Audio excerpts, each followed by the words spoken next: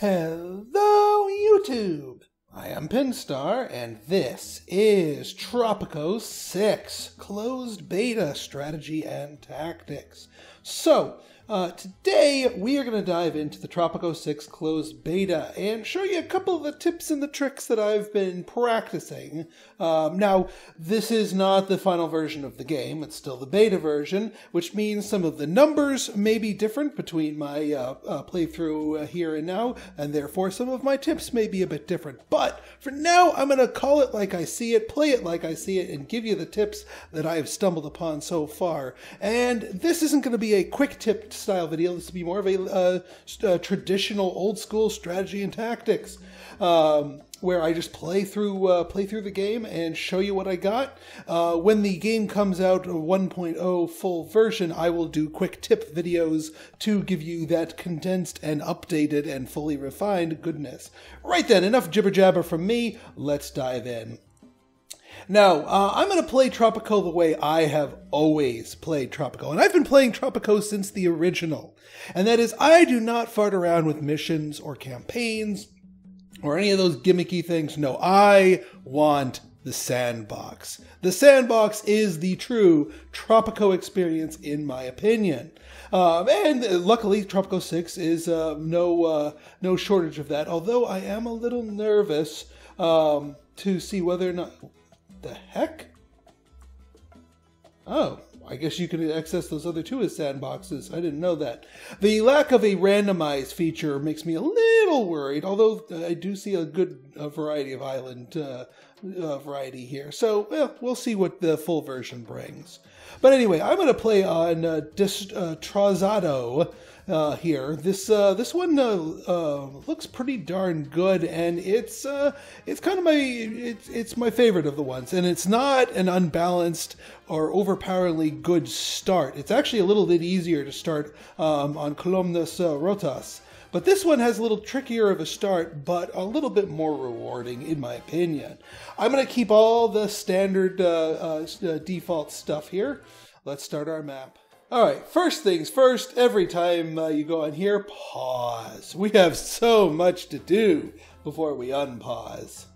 Alright, first things first, let's check our variables, because this start right here, this building arrangement, this is the same all the time. Every time you start this map, and every map, the starter buildings are going to be arranged normally, as are the resources as well. However, the trade routes that are available to you initially are randomized. So let's take a look at what we got. Let's see, fish to the crown, viable. By the way, fish, in contrast to the older versions of Tropico, fish here are actually quite valuable. Standard price, $2,600. Fish used to be one of those, like, they're cheap as heck unless you put them through a cannery type deals. But no, fish by themselves sell pretty decently. Then we got sugar, coffee, and tobacco. Normally with these would be good things, but this particular map and this particular start does not have any of these available to you easily or early, so we are not touching those. Nothing in the processed resources. Importing gold, there is absolutely no reason to import gold. Exporting rum, making rum would be awesome. It would definitely be a viable early game import if we had sugar available to us to grow easily. We do not in the colonial era. Later on, it will become within our reach. So we're going to go with the fish, because we will eventually be able to tap into that. Right then, now one of the first things that I like to get going nice and early is our Pirate Cove. I like to get this going so early that it will be the first thing we put down, like right here, and I'm gonna pay the 2 G's to quick build it. I know I'm not an aggressive proponent of quick building things, but in this case, I'm gonna quick build it. Now, since we've got fish on the menu, we are going to want to double up with our fisherman's wharves. Also, not a bad thing to do here. So we got 2 fish deposits nearby, a metric huge one over here, and a little itty bitty one up here. Let's tap into both. Why not? let's tap into both. By the way, first things you want to do before you start thinking of, you know, entertainment buildings or religious buildings or houses, before you get your hands into that, you need to set up your income first, because without the income, you can't afford the nice things for your people. So they're gonna have to wait for a little bit. And I do mean just a little bit, because if you're super aggressive with your resources and thus super aggressive with your income, then you know, you can make quite a bit happen. Now we are not done with our resources yet, because one of the better early game resources that I like to focus on is leather. Not leather in the sense of the now you can get leather straight from crocodiles, but they're a tough sell to put down. There's no good starting area in our starting zone. Now you might say, well, Pinstar, I mean, look at all that green area over here. You know, you can go crazy with crocodiles. Why don't you just put them over here and make a road? No. Colonial era, you do not have access to mass transit. Thus, you must remain. You need to keep things close to each other, because you will die to travel times without any kind of long distance technological travel. So, cattle, on the other hand, we've got some great spots for cattle nearby, and these guys not only produce meat but also hides. And hides are sort of the secret sauce to this whole build. So what we're going to do is I'm going to put a ranch here, and we can even, if we're cute about it, squeeze a ranch up here, all in the maximum green. Get a road going up here, and yeah, sneak that in there, and got both of those hooked up. Sneak you in here.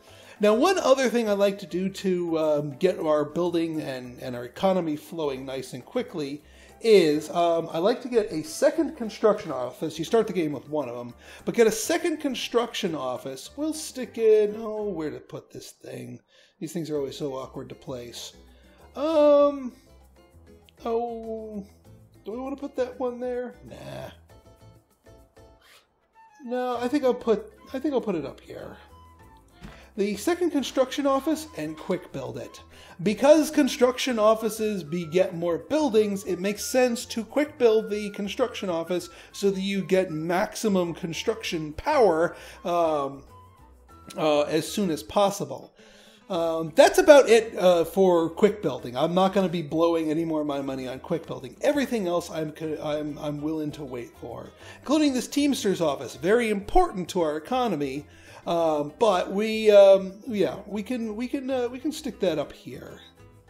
This up by all these goods up here, and not too far away from everything else, I think is a pretty good place for it. Now, with all these farms coming online, we do want to process them, so the tannery is the way to go. Basically, for the colonial era, the tannery and the rum distillery, either one of these two can bring you to greatness. Do not, and I repeat, do not poison your economy with the lumber mill. This thing sucks. Like, it really sucks. Planks sell for so little. I mean, they sell for more than logs.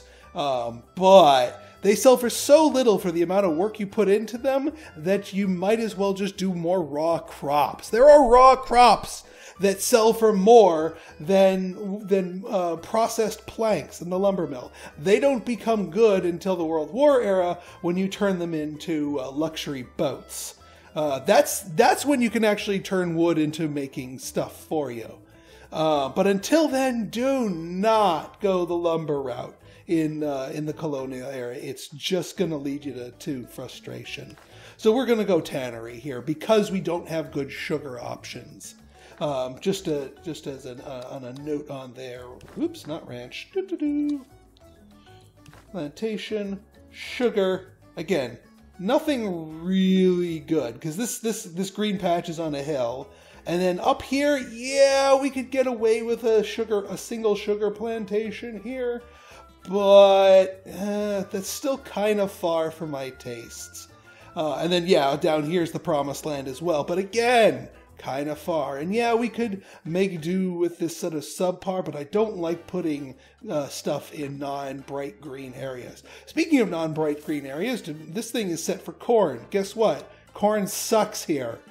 But if we switch it over to bananas, now we're in business. Now, bananas kind of do suck. They're actually, corn in Tropico's history, corn always occupied the doesn't sell for crap, but is quick and easy to grow, so your people don't starve. That's kind of the role that corn always took. Here, bananas have replaced that role. Bananas are now the quick and easy growing, but don't sell for crap, but keep your people fed thing. That being said, we do need to keep our people fed, so I'm good with the bananas.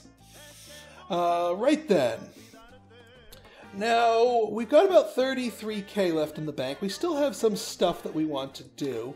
One thing I'd like to get up early is my food variety. The more variety of food you have, the higher the food quality, or the base food quality at your grocery stores will be. So getting in a variety of foods is going to be very useful. Now, we've already got a big variety going here. We're going to get meat from these ranches. We've got bananas coming in from here. We've got fish, and with the upgrade, shellfish coming in from our fishing wharves. So that's already 4 different types of food. Let's get 2 more. If we go plantation here, I do like corn. Don't get me wrong, I like the corn, especially now that it sells for more. A corn farm is definitely worth your time and effort. Let's put just one down here. See, this one is a lot more viable. This one's a lot more, it's worth it. This isn't too far to travel. And while we're at it, just for the food variety, not necessarily for the raw profits, the coconut harvester. Now these, I don't need to be too as picky about, because you don't take the big efficiency penalty for being in less than total green. And again, I'm just looking for food variety, not raw profit potential output. Oops, nope, just one of those. We'll run this road down here. Beautiful. Now then, one other thing we want to make sure we get nice and early is a library. You start the game with, I'd say about 5 college graduates. 5 college graduates? Yeah, let me just look at the people. Education, yeah, 8 college graduates? Huh. I guess RNG gods have blessed me here. Well, if we're going to start with 8 college grads, you could probably get away with 2 libraries. But the last couple of games I've played, your average starting college grads is about 5, which is fine. All you really need is 1 library. And you know what? I'm not gonna deviate from that, because I'm not going to assume you got lucky with the college graduate role. Let's assume you got unlucky with the college graduate role. So we're just going to put a thing right here. Actually, no, that's going to squash the trees too much. There we go. This gives them a little grove of trees to actually harvest from. So that one should be good there. All right, let's get our economy up and running. Oh, one other thing I almost forgot before we unpause. Edicts. Now, a couple of different edicts available to us right from the start. A couple more available to us once we get our research going. One of my favorites that I've seen so far, and this actually kind of struck me as counterintuitive, but the mandatory siesta increases job quality of each workplace by 15%, decreases the efficiency of all workplaces by 12%, and decreases the pollution of all workplaces by 10%. Now, the decreases the efficiency of all workplaces by 12%, that kind of stings. But there are ways for us to make up for that, and the bonuses you get from this, the job quality and the reduced pollution, it's a small price to pay for the boost in happiness. And once this edict levels up, it becomes more efficient in all different regards. So it's actually quite worth it. Work is hard, and nobody appreciates it. So I'm actually gonna let my people take a siesta. Now, some of the time. One of the things I like to do is for my buildings that directly produce me money, they get that. Oh, and one other thing in terms of making sure our efficiency is nice and high, our construction office. We have a lot of people. We're going to be getting a lot of people. People are disposable, especially uneducated people. So, construction office is a great name, but it's also kind of an emigration office. I am going to be ignoring safety regulations. Who cares about OSHA? Who needs a face mask? Who needs a hard hat? Just get it done quick. So the construction rate is increased by 20, but each worker has a 10% risk of death on a construction site. Worth the risk. Because it'll get our economy going all that faster. And El Presidente Pinstar appreciates your sacrifices. All right, folks, so I'm going to let this all get built and ready to rock and roll, and we'll be ready to rock and roll into the next part, our housing block, because I know you guys are waiting for this. You guys, one of my colonial housing block building is probably one of the most popular videos that I've had in my Tropico 5, and actually early in my channel's life. So yes, I will be repeating the Tropico 6 colonial housing block. So if you guys like this episode and you want to see more like it, go ahead and hit that like button, hit that subscribe button, and leave me a comment, good, bad, or indifferent. Your feedback's always welcome. So until next time, it's been Pinstar signing out. See ya!